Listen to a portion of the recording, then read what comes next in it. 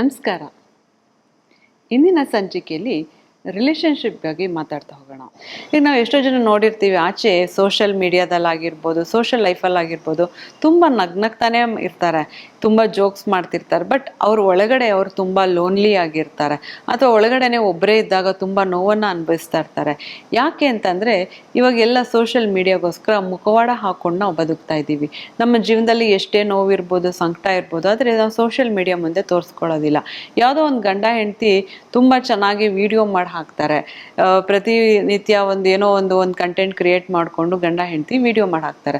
ಅದನ್ನ ನೋಡಿದ ಇನ್ನೊಬ್ರು ಗಂಡ ಹೆಂಡತಿ ಅನ್ಕೋತಾರೆ, ನೋಡು ಅವರಿಬ್ಬರು ಎಷ್ಟು ಚೆನ್ನಾಗಿದ್ದಾರೆ, ಎಷ್ಟು ಅನ್ಯೋನ್ಯವಾಗಿದ್ದಾರೆ, ಯಾವ ಥರ ಒಂದು ಸೋಷಿಯಲ್ ಲೈಫಲ್ಲಿ ಅವರು ಎಷ್ಟು ಚೆನ್ನಾಗಿ ಒಂದು 4 ಜನಕ್ಕೆ ಅವರು ಒಂದು ಸಂದೇಶವನ್ನು ಕೊಡ್ತಾ ಇದ್ದಾರೆ ಅಂತ ಹೇಳ್ತಾರೆ. ಬಟ್ ಕ್ಯಾಮ್ರಾ ಹಿಂದೆ ಅವರಲ್ಲೂ ಒಂದು ಮನಸ್ತಾಪಗಳಿರುತ್ತೆ, ಅವರಲ್ಲೂ ಒಂದು ಡಿಫ್ರೆನ್ಸ್ ಆಫ್ ಒಪಿನಿಯನ್ ಇರುತ್ತೆ, ಅಥವಾ ಅವ್ರದ್ದೇ ಆದವ್ರಿಗೆ ಕಷ್ಟ ನಷ್ಟಗಳು ಇರ್ಬೋದು. ಬಟ್ ಇವಾಗ ಏನು ಮಾಡ್ತಾರೆ, ಸೋಷಿಯಲ್ ಮೀಡಿಯಾದಲ್ಲಿ ಬರೋದೆಲ್ಲ ನಿಜ ಅಂತ ತಿಳ್ಕೊಂಡು ಈ ಲೈಫ್ ನನಗೆ ಹಾಕಿಲ್ಲ, ಇವರು ಎಲ್ಲ ಸಂತೋಷವಾಗಿದ್ದಾರೆ, ಈ ಸಂತೋಷ ನನಗೆ ಹಾಕಿಲ್ಲ ಅಂತ ಇವತ್ತಿನ ಸಂತೋಷನ ಜನ ಹಾಳು ಮಾಡ್ಕೋತಾ ಇದ್ದಾರೆ. ಹಾಗೆ ನಾವು ಅವಾಯ್ಡೆಂಟ್ ಬಿಹೇವಿಯರ್, ಈ ಅವಾಯ್ಡೆಂಟ್ ಬಿಹೇವಿಯರ್ ಯಾಕೆ ಬರುತ್ತೆ, ಇದರಿಂದ ಏನು ಪ್ರಯೋಜನ ಅಂದರೆ ಏನು ಕಷ್ಟ ಆಗ್ತಾ ಇದೆ ರಿಲೇಷನ್ಶಿಪ್ಪಲ್ಲಿ ಅಂತ ನೋಡೋದಾದರೆ, ಈ ಅವಾಯ್ಡೆಂಟ್ ಬಿಹೇವಿಯರ್ ಕೂಡ ಈ ಚೈಲ್ಡ್ಹುಡ್ಡಿಂದನೇ ಬಂದಿರುತ್ತೆ. ಯಾಕಂದರೆ ಆ ಪ್ರೀತಿ ಅಂತ ಏನು ಅಂದರೆ ತಂದೆ ತಾಯಿಯಿಂದ ಅವ್ರಿಗೆ ಸಿಕ್ಕಿರೋದಿಲ್ಲ.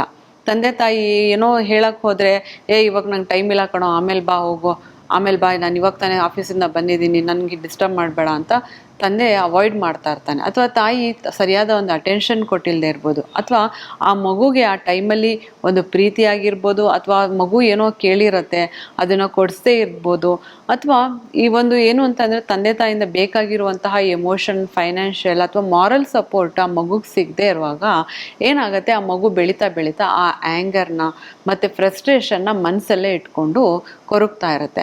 ಅದನ್ನು ಈ ದೊಡ್ಡವರಾದ್ಮೇಲೆ ಏನು ಮಾಡ್ತಾರೆ, ಪ್ರೀತಿ ಅಂದ್ರೇ ಅವ್ರು ಹೆದರ್ಕೋತಾರೆ, ಅಥವಾ ಎಮೋಷನಲ್ ಅವೈಲಬಿಲಿಟಿ ತನಗೆ ಸಿಗದೆ ಇರೋದು ಬೇರೆಯವ್ರಿಗೂ ಅವರು ಕೊಡೋದಕ್ಕೆ ಇಷ್ಟಪಡೋದಿಲ್ಲ.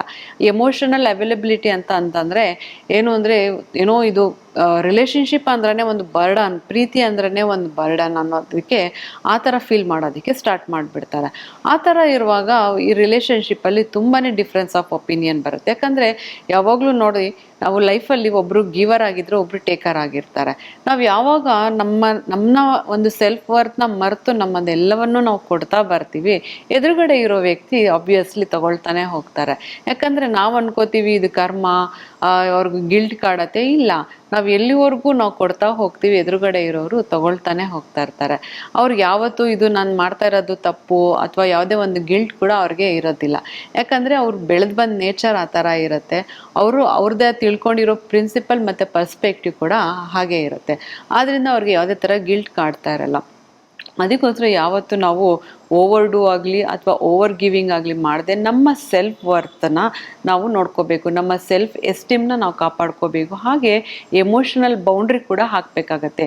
ನಾವು ಎಲ್ಲಿ ಕೊಡಬೇಕು, ಎಲ್ಲಿ ತಗೋಬೇಕು, ಎಲ್ಲಿ ಸ್ಟಾಪ್ ಮಾಡಬೇಕು ಅನ್ನೋದನ್ನ ಜೀವನದಲ್ಲಿ ನಾವು ಅರ್ಥಕೊಂಡಾಗ್ಲೇ ನಮ್ಮ ಜೀವನ ಸುಗಮವಾಗಿ ಸಾಗೋಕ್ಕೆ ಚೆನ್ನಾಗಿರುತ್ತೆ. ಹಾಗೆ ನಾವು ಮಾಡುವಂತಹ ರಿಲೇಷನ್ಶಿಪ್ಗಳಲ್ಲಿ ಕೂಡ ಒಂದು ಬಾಂಧವ್ಯ ಮತ್ತು ಒಂದು ಅನ್ಯೋನ್ಯತೆಯನ್ನು ಕಾಪಾಡಿಕೊಂಡು ಹೋಗ್ಬೋದು.